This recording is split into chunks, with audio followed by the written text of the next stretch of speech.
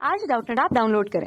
Doubtnut पर अपने सभी गणित, रसायन विज्ञान, भौतिक विज्ञान और जीव विज्ञान के डाउट्स का करो सफाया। बस प्रश्न की फोटो खींचो, एक ही प्रश्न को क्रॉप करो और तुरंत वीडियो सोल्यूशन पाओ। अभी डाउनलोड करें।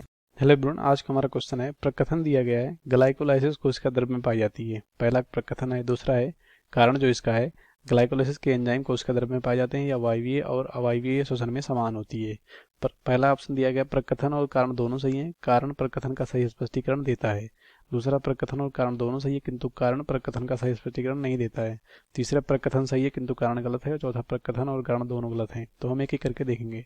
तो ग्लाइकोलिसिस जो होता है वो क्या होता है, श्वसन क्रिया का एक चरण हो सकता है। ठीक है, ये श्वसन क्रिया का एक चरण होता है जो कि कहाँ संपन्न होता है, कोशिका द्रव्य में। और इसमें क्या बनते हैं, इसमें ग्लूकोज टूटता है। ठीक है, ग्लूकोज टूटता है और किस में बनता है, पायरुविक। ठीक है, पायरुविक अम्ल में बनता है। ठीक है, पायरुविक अम्ल में। ठीक है, तो ये हो गया ग्लाइकोलिसिस के बारे में और कहाँ होता है, कोशिका द्रव्य में। तो ये कथन हमारा क्या है, सही है, मतलब प्रकथन सही है। दूसरा कारण कह रहे हैं कि ग्लाइकोलिसिस के एंजाइम कोशिका द्रव्य में पाए जाते हैं। तो जब ग्लाइकोलिसिस कोशिका द्रव्य में होता है तो इस क्रिया के एंजाइम कहाँ मिलेंगे, कोशिका द्रव्य में ही मिलेंगे, क्योंकि जैसे हेक्सोकाइनेज, फास्फोफ्रक्टोकाइनेज, ठीक है, पायरुविक कह सकते हो, ठीक है, पायरुवेट काइनेज, ये सब कहाँ मिलेंगे, कोशिका द्रव्य में ही मिलेंगे। तो ये पहला भी सही है। और कह रहे हैं वायवीय और वायवीय अवायवीय में समान होता है, तो ये समान ही है, क्योंकि इसका जो मेन मुख्य उद्देश्य क्या होता है, ठीक है, चाहे ऑक्सीजन उपस्थित हो चाहे ना हो, ये क्या बनाएंगे, ग्लूकोज से पायरुविक अम्ल ही हमेशा बनाएंगे, चाहे वो वायवीय हो चाहे अवायवीय हो। बस फर्क सिर्फ इतना होता है कि वायवीय होगा तो ऑक्सीजन की उपस्थिति में बनाएगा और अवायवीय होगा तो ऑक्सीजन की अनुपस्थिति में बनाएगा, लेकिन बनाएगा क्या, पायरुविक अम्ल ही बनाएगा।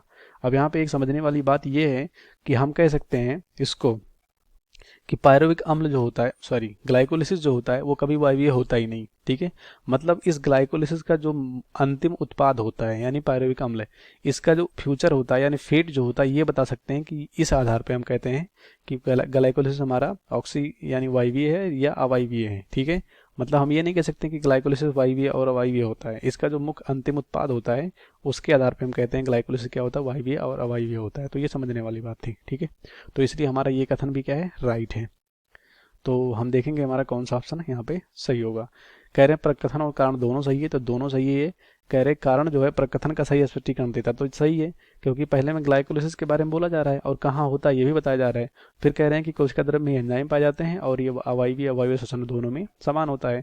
तो जो प्रकथन है यहाँ पे, ठीक है, उसका जो कारण है वो सही स्पष्टीकरण है, क्योंकि प्रकथन और कारण दोनों सही है।